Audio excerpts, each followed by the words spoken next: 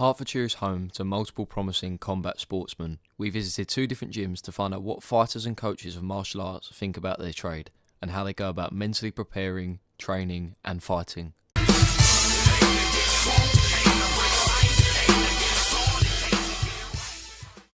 Hoddesdon is a small town which lies in the east of Hertfordshire. It is home to one of the most well-respected boxing clubs in the whole of England. Fabio Grasso has been a boxing coach for 6 years, with 2 of those coming at Hoddesdon, and we asked him for a lowdown on how the club train their brightest prospects. I've been around boxing since I was 11 years old. My favourite thing about coaching is developing, just developing people really. Just seeing them progress. I suppose that's kind of my favourite thing. I suppose you can only do as much as you can. A lot of condition work, pad work. We do our very utmost to keep them focused and make sure they're eating the right things. And if they go up in weight and they're not natural to that weight, I suppose it can affect their performance. We find out what the boy can actually make, and then we just decide if that weight suits them the best. So every boxer's got their own style, but usually with the amateur box it's so fast, but it's only 3 rounds. So we try and sort of train them, literally trying to score points, trying to land as many punches onto your opponent as much as possible. Go a jab, step out and then go again. In amateur boxing there's a lot of bad decisions. Sometimes the fighter feels he'd done enough to win the fight, and then there's 3 judges who feel that he hasn't. If he doesn't listen to the coach in the corner and we give him instructions, say look, all you need to do is that and that, and they don't do it, then you feel like, well, they haven't really performed well enough. You do feel bad for them, but it's amateur stuff. It's like an apprentice really. You're learning your ways through the boxing. Some of them are here because their parents want them to be here, and some of them actually want to be here. The majority of them want to take it serious. We have another 3 pros in our gym: Conor Wright, Jamie Robinson and Sherelle Brown. You've got some really good boxers here. You've got John Hedges, obviously national champion. You've got Henry Turner. They're all good. Boxing's a hard sport. The most important part is the commitment. We can get some boxers who are really, really talented and they'll only train when a fight's coming up. We assess each boxer to make sure they're all doing the right thing. Mark Fry is a well-respected martial arts coach in Essex and Hertfordshire. He runs Fight Sport UK, which is located at Rip Gym in Harlow. The gym teaches boxing, wrestling, Muay Thai and Brazilian Jiu-Jitsu, the section of which he has been looking after for 2 years. I've been involved in martial arts now for, I'd say, over 25 years. I started boxing as a young lad in Repton Boys and went on to do Wadaru and then Taekwondo, and went on to do Japanese Jiu-Jitsu for about 8 years. I've competed mixed martial arts. I had 10 fights, 5 pro fights, and I've got a pro record of 4-1. Having fought in Cage Warriors. Now my main martial art I focus on is Brazilian Jiu-Jitsu. A brown belt under my head instructor Michael Russell. Yeah, if I had a new student come in and they had no knowledge at all, then I would say let's get you into a mixed martial arts class. We have specific classes here just purely for mixed martial arts. If you went into a mixed martial arts class, you would learn striking, you would learn wrestling, Brazilian Jiu-Jitsu, and then you would combine all those elements to be able to take that into a mixed martial arts competition. Also encouraging all our students, let's put you into a boxing class, let's put you into a Muay Thai class, let's put you into a Brazilian Jiu-Jitsu class. And then you can take the various elements of those that work for you, and then you can put that into your mixed martial arts game, and then sort of develop those elements to be a better all-rounded mixed martial arts athlete. It does take time to get guys into the bigger competitions. So we've recently had some athletes that have fought in Brad Pickett's show, which is Rock. Now Brad Pickett is a former UFC martial artist, mixed martial artist. We've had some guys recently compete in his show, and we've had those guys win. They've done really well. We've also had some guys compete in local shows that have come away with gold medals. We're also connected to other gyms outside of here, and other gyms that we're connected to have now got fighters in the UFC. I think at amateur level, I think that your goal is to get to the gym and just enjoy it, as you should do at all levels. If you're not enjoying it, you're in the wrong sport. It's very hard as a semi-pro athlete because a lot of, and even pro, because a lot of semi-pro and pro athletes have not only got to hold down a full-time job, but they're also trying to train and trying to, not only train but nutrition, finance their training.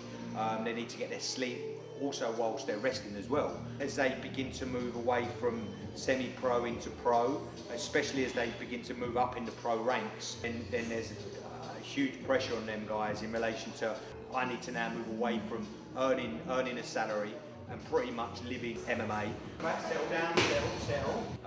And that's hard at that level, because not only have they've got work, but they've got to provide their training fees and nutrition, and so I'd say, yeah, definitely so. It's very, very hard as guys move forward. And when you get to be a full-time pro and you're pulling in a wage, I'm not saying it's also hard, but at least that's your full-time profession.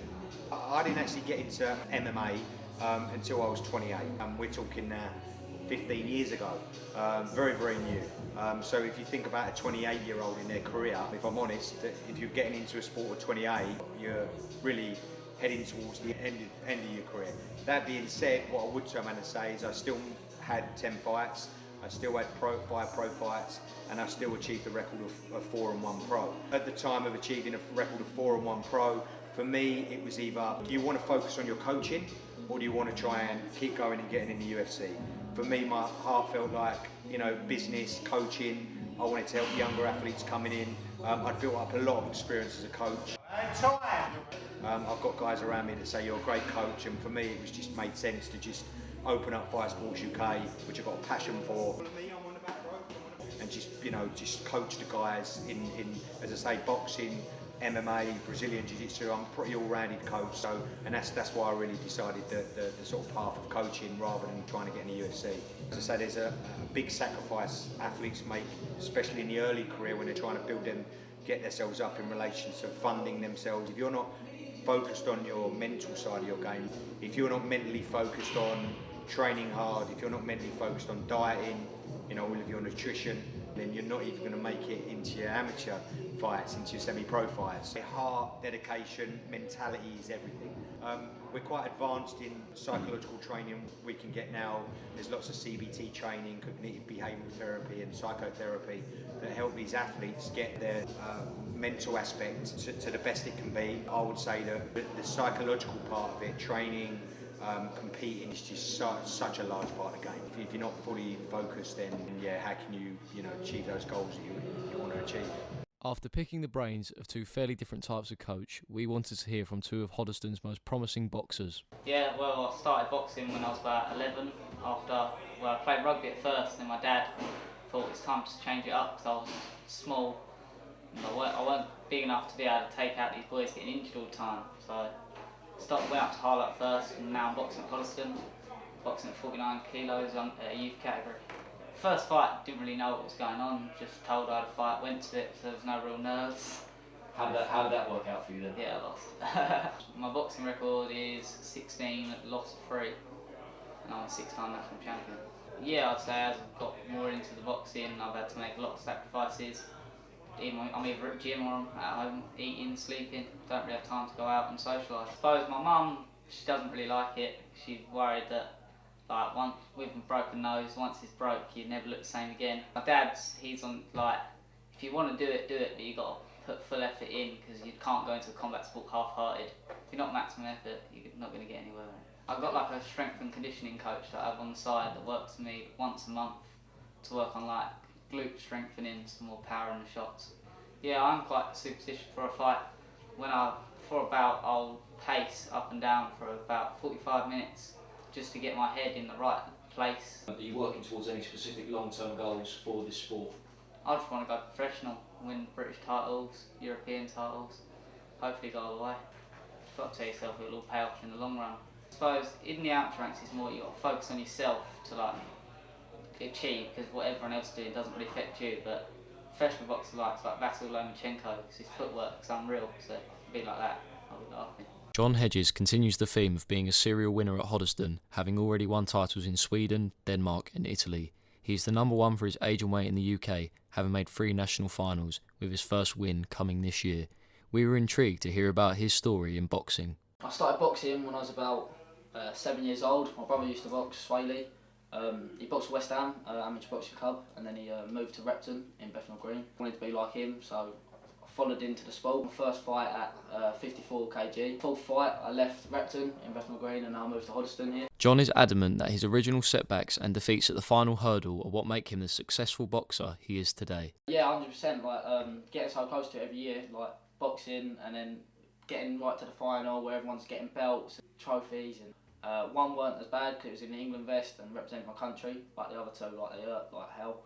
So then the following year, up the training, was big at the weight, 70 kg I stood like 6'3", and then yeah, just stayed on and then got the 2 national titles this year. As I got better in my career and like reaching to the higher stages, the hardest thing for me is when you look at your Snapchat and you see like everyone going to parties, birds there, unreal. All your mates, you're drinking, having a good time, and then there's you at home.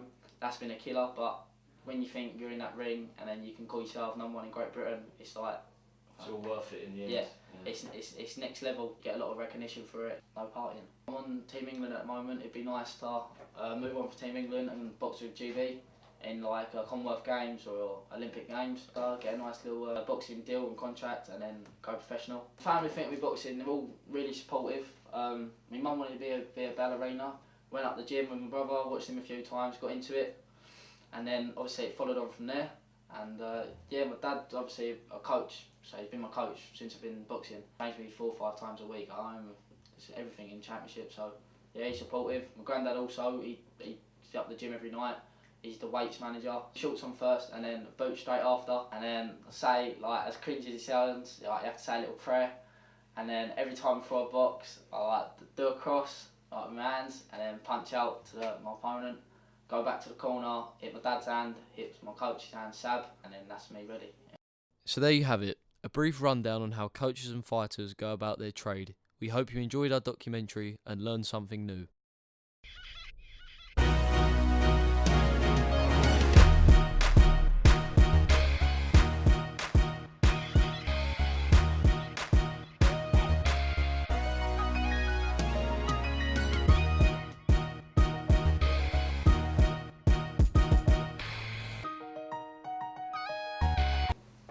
That's the bollocks now.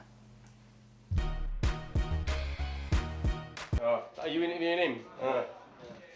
He's shit, by the way. Just thought I'd let you know.